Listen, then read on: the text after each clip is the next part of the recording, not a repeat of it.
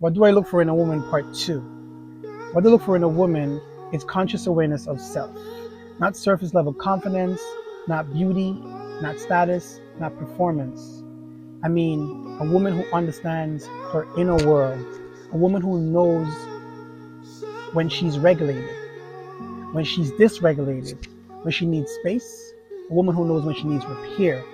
Because the way a woman relates to herself is the way she relates to me. And that's highly important. Her nervous system tells me everything. How she handles intimacy, conflict, closeness, distance, accountability, and love. People talk about loyalty, honesty, and trust. Those are outcomes. I'm looking for systems that precedes those outcomes. Self-awareness, internal regulation, emotional maturity, consistency. Because when two people connect, you're not just connecting hearts or merging hearts. You are merging nervous system. And if someone does not know how to regulate themselves, they'll make the relationship carry what they never learn to hold alone or within themselves.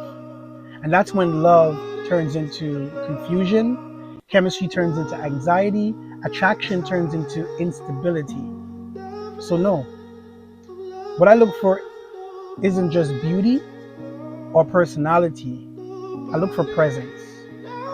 A woman who can stay grounded during pressure, connect during conflict, choose repair over escapism, growth over ego, and depth over distraction.